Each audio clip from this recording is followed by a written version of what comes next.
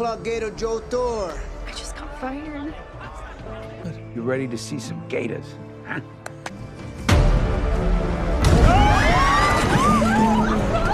Killing you to eat you is killing you for fun. Holy shit! Fuck you! The only cute hippo is a dead hippo. The movie begins with Sistine and her friend Hannah enjoying their vacation in New Orleans.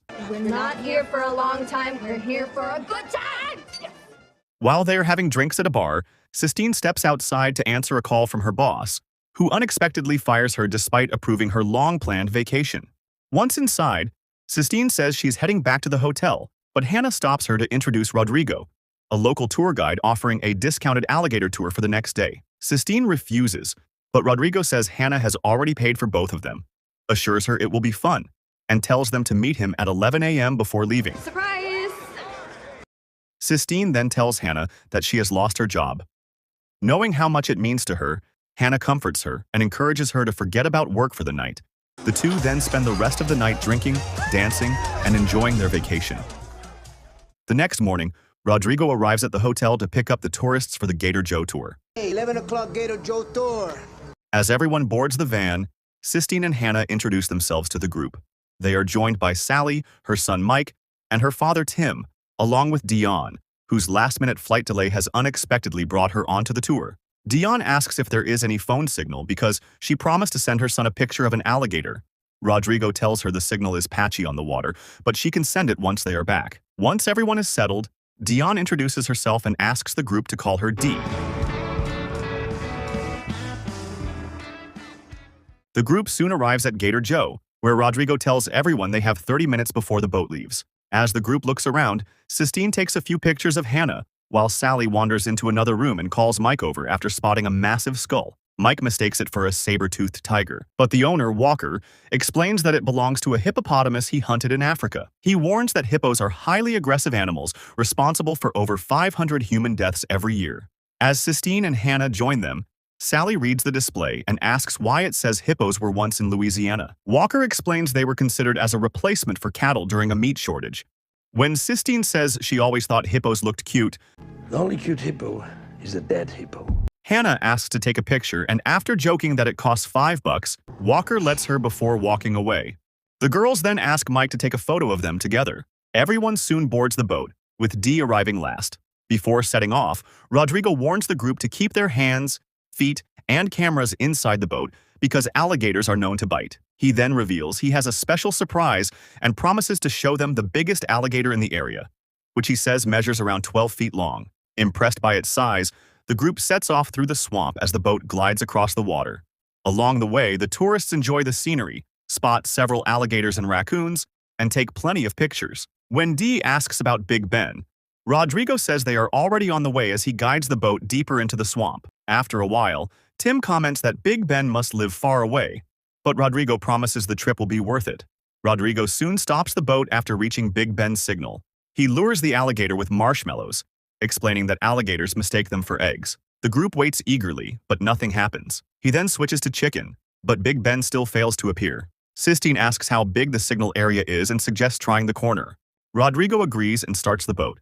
Just then, Mike reaches for the chicken and fakes a gator attack, causing the whole group to scream.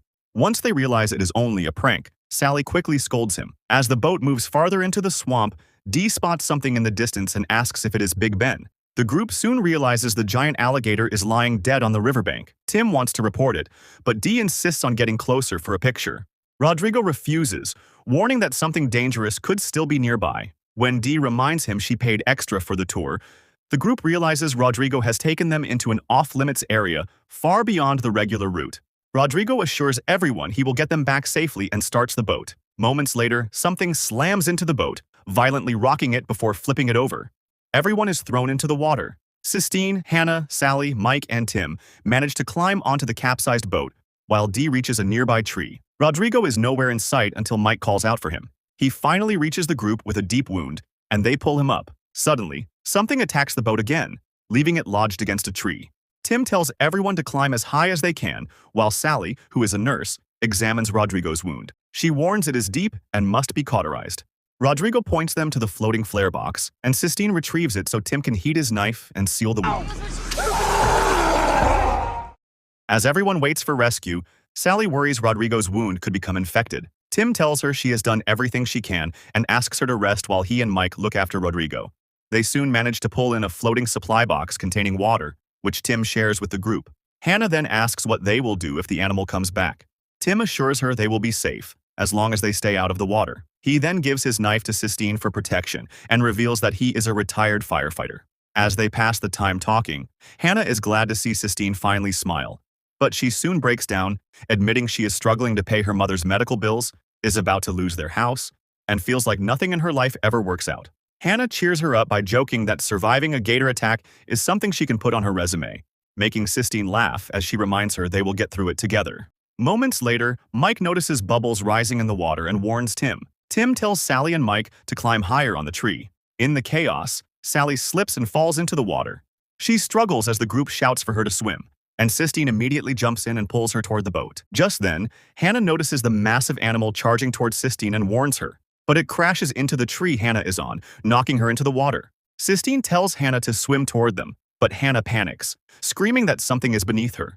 She tries to climb a nearby tree but cannot reach the branches. Sistine then tells her to swim beneath a low branch so she can pull her up. Tim jumps into the water and tells Hannah to swim toward him on the count of 3. Before she can reach him, the hippo drags him underwater and kills him. Terrified, Hannah begs Sistine to pull her out. Sistine grabs Hannah's hand, but her hand suddenly snaps as she pulls her up, forcing her to let go. Hannah falls back into the water, and Sistine urges her to keep swimming. Hannah reaches another tree and climbs halfway before the hippo grabs her and drags her underwater, leaving the group devastated. Back at Gator Joe, Walker realizes Rodrigo is 5 hours overdue. He grabs a tranquilizer gun, starts a boat, and heads into the dark swamp to search for the group. As Sally helps fix Sistine's hand, she finally breaks down, convinced Tim's death was her fault. Sistine reassures her that he gave his life trying to save them. A little later, Sistine gives Rodrigo some water while Dee asks if anyone is coming to rescue them. Rodrigo admits the tracker is probably no longer working. Mike suggests lighting a fire so someone might spot the smoke, and Rodrigo tells him there is fuel in a nearby canister. As Mike grabs it, Dee suggests surrounding the boat with fire while someone swims underneath to retrieve the tracker phone. Sally refuses to let either herself or Mike go. Rodrigo is too badly injured and Dee cannot swim, leaving Sistine to volunteer. Rodrigo explains that the tracker is inside a red box beneath the driving console and tells Sistine how to unlock it. As the others keep watch, she dives beneath the boat. There, she finds Hannah's body and tearfully apologizes before opening the box and retrieving the tracker phone. Suddenly, Mike swims over, startling her before explaining that the fire is going out. Together, they quickly return to the boat with the tracker phone.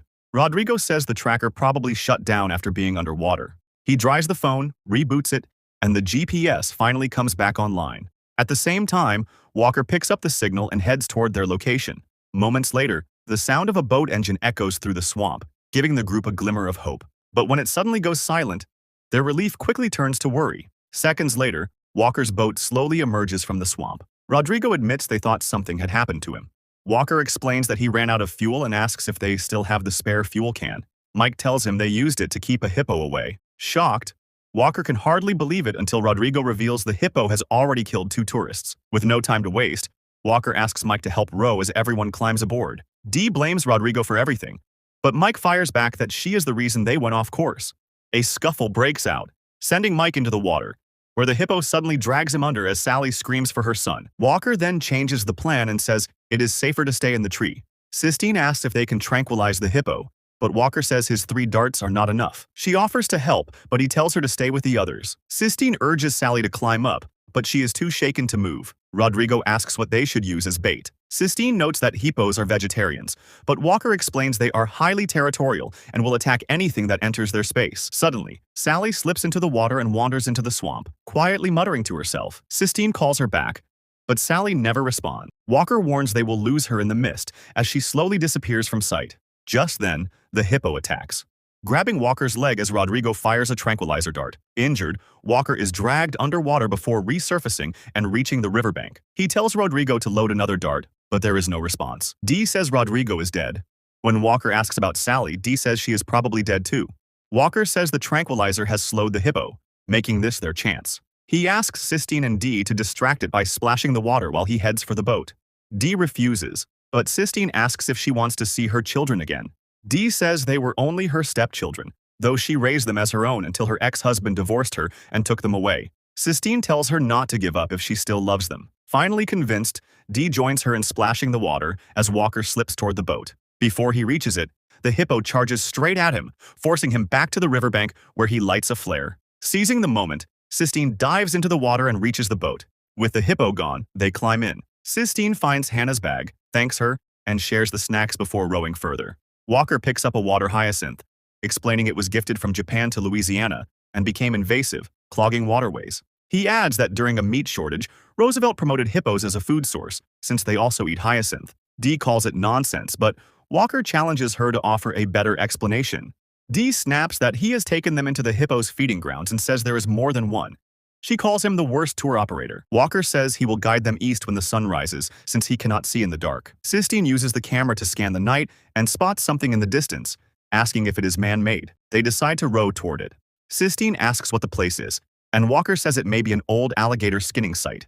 Inside, Sistine suggests they search for anything useful like oil. Walker says the oil is old and cannot be used to start the boat. Sistine says they can still burn it and use it as a smoke signal, and Walker agrees. Dee finds an old record confirming a hippo farm once existed. Outside, they see a large cage with hippo skulls. Sistine notices a baby hippo trapped underneath and goes to check. A hippo charges, and she runs while Walker uses his last tranquilizer dart.